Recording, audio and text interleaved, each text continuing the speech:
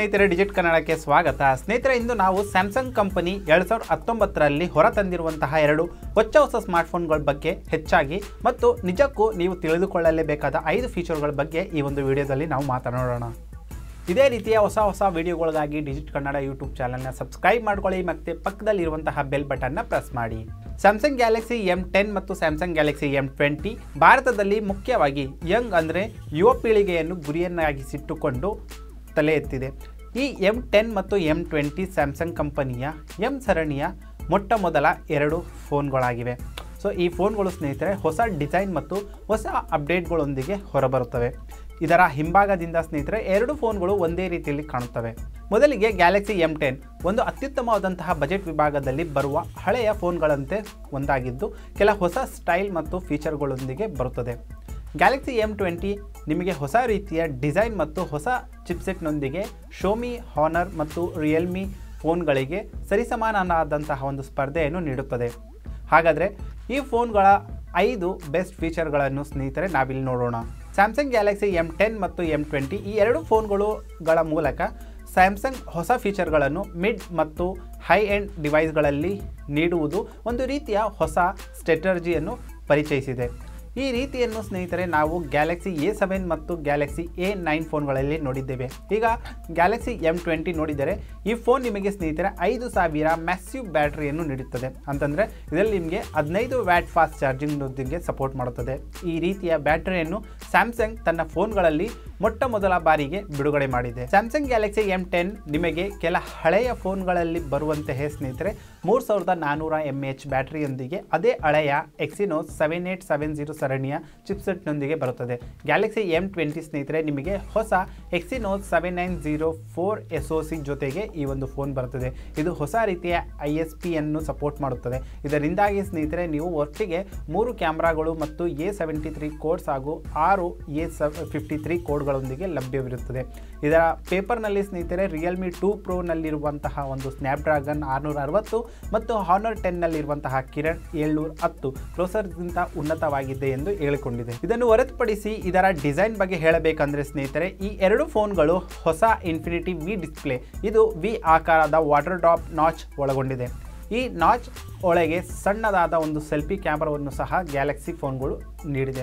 Samsung Galaxy M10 ಮತ್ತು M20 2 ಫೋನ್ಗಳು 90% body reissue ಹೊಂದಿದ್ದರೂ ಇದರ ಪ್ಯಾನೆಲ್ ಕೋನಗಳಲ್ಲಿ ಸ್ನೇಹಿತರೆ ಬೆಜಲ್ಗಳನ್ನು ನೀವು ನೋಡಬಹುದು.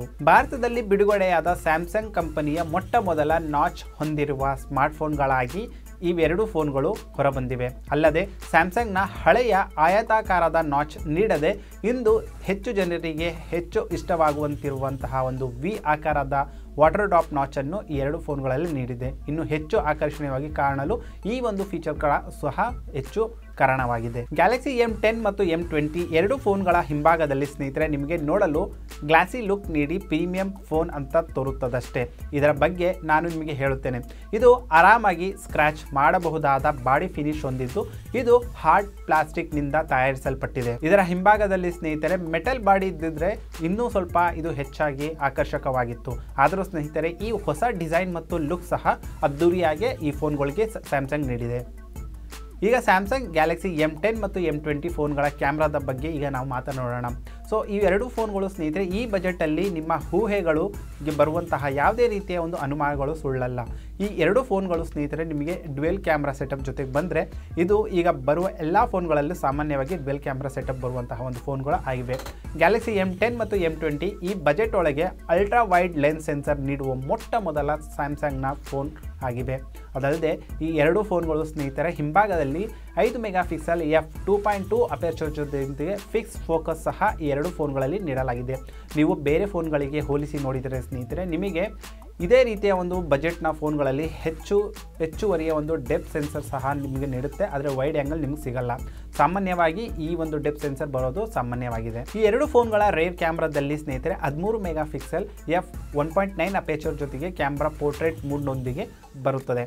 ಇದರ ಫ್ರಂಟ್ ಕ್ಯಾಮ್ರಾದಲ್ಲಿ ಹೇಳಬೇಕಂದ್ರೆ ಸ್ನೇಹಿತರೆ ನಿಮಗೆ ಸ್ಯಾಮ್ಸಂಗ್ ಗ್ಯಾಲಕ್ಸಿ M10 ಫೋನ್ ನಿಮಗೆ 5 ಮೆಗಾಪಿಕ್ಸೆಲ್ ಸೆಲ್ಫಿ ಕ್ಯಾಮ್ರಾ ನೀಡಿಕೊಂಡ್ರೆ ಗ್ಯಾಲಕ್ಸಿ M20 ನಿಮಗೆ 8 ಮೆಗಾಪಿಕ್ಸೆಲ್ ನಿಮಗೆ ಇದು ನಿಮಗೆ ನೀಡುತ್ತೆ. ಒಟ್ಟಾರೆಯಾಗಿ ಸ್ನೇಹಿತರೆ ಸ್ಯಾಮ್ಸಂಗ್ ಕಡಿಮೆ ಬಜೆಟಲ್ಲಿ ಹೆಚ್ಚಿನ ಫೀಚರ್ಗಳನ್ನು ನೀಡಿ ಚೀನಿ ಕಂಪನಿಯನ್ನು ಬಗ್ಗು ಬಡಿಯಲು ಸಜ್ಜುಗೊಳಿಸುತ್ತಿದೆ. ಶೋಮಿ ನಡೆಸಿದ ಸರ್ವೆ ಪ್ರಕಾರ ಶೋಮಿ ಭಾರತದ ನಂಬರ್ 1 ಸ್ಮಾರ್ಟ್ಫೋನ್ ಬ್ರ್ಯಾಂಡ್ ಆಗಿ ಹೊರಹೊಮ್ಮಿದೆ. ಸೊ ಕಳೆದ 2018ರಲ್ಲಿ ಸ್ನೇಹಿತರೆ ಶೋಮಿ ಸುಮಾರು 27% ಮಾರ್ಕೆಟ್ ಶೇರ್ ಹೊಂದಿತ್ತು. ಅದಕ್ಕೆ ಸರಿಸಮಾನವಾಗಿ ಸ್ಯಾಮ್ಸಂಗ್ ಸಹ ಸ್ನೇಹಿತರೆ ಕಳೆದ ವರ್ಷದಲ್ಲಿ ಸುಮಾರು 23% ಮಾರ್ಕೆಟ್ ಶೇರ್ ಹೊಂದಿತ್ತು. ಈಗ ಈ ಎರಡು ಫೋನ್ಗಳನ್ನು ಸ್ನೇಹಿತರೆ ನೀವು ಖರೀದಿಸಲು ಬಯಸುತ್ತೀರೋ ಇಲ್ವೋ ಎಂದು ಕಮೆಂಟ್ ಮಾಡಿ ತಿಳಿಸಿ. ಒಂದು ವೇಳೆ ನೀವು ಈ ಒಂದು ಫೋನ್ನ ನೀವು ಖರೀದಿಸೋಕ್ಕೆ ಇಷ್ಟ ಇಲ್ಲ ಅಂತಂದರೆ ನೀವು ಯಾಕೆ ಇಷ್ಟ ಇಲ್ಲ ಅನ್ನುವಂಥ ಒಂದು ರೀಸನ್ನ ನೀವು ದಯವಿಟ್ಟು ನೀವು ನಾನು ಕಮೆಂಟ್ ಮಾಡಿ ತಿಳಿಸ್ಬೋದು. ಸೊ ಅದು ಬಿಟ್ಟು ಒಂದು ವೇಳೆ ನೀವು ಈ ಫೋನ್ನ ನೀವು ತಗೊಬೇಕು, ಇದು ನನ್ನ ಬಜೆಟ್ ಒಳಗಡೆ ಬರ್ತಾ ಇದೆ, ಮತ್ತು ಪ್ರೊಸೆಸರ್ ಆಗಿರ್ಬೋದು, ಇದರ ಕ್ಯಾಮ್ರಾ ಆಗಿರ್ಬೋದು, ಇದರ ಬ್ಯಾಟ್ರಿ ಆಗಿರ್ಬೋದು, ಇದೆಲ್ಲ ಈ ಒಂದು ಫೋನಲ್ಲಿ ಬರ್ತಾ ಇದೆ. ಸೊ ಸ್ಯಾಮ್ಸಂಗ್ನ ನಾಚ್ ಡಿಸ್ಪ್ಲೇ ಹೊಂದಿರುವಂಥ ಮೊಟ್ಟ ಮೊದಲ ಫೋನ್ ಭಾರತದಲ್ಲಿ ಬಿಡುಗಡೆ ಆಗಿದೆ. ಈ ಫೋನ್ನ ನಾನು ತಗೊಂಡಿನ ನಾನು ನೀವು ಇಷ್ಟಪಟ್ಟರೆ ಸೊ ಅದಕ್ಕೆ ಮುಖ್ಯವಾಗಿರುವಂತಹ ಒಂದು ಕಾರಣ ಏನು ಅನ್ನೋದನ್ನ ಸಹ ನೀವು ನಮಗೆ ಕಮೆಂಟ್ ಮಾಡಿ ತಿಳಿಸ್ಬೋದು. ಅದ್ರ ಬಗ್ಗೆ ಸಹ ನಾವು ಬೇರೆ ಒಂದು ಬಳಕೆದಾರರೊಂದಿಗೆ ನಾವು ಹಂಚ್ಕೊಳ್ತೀವಿ.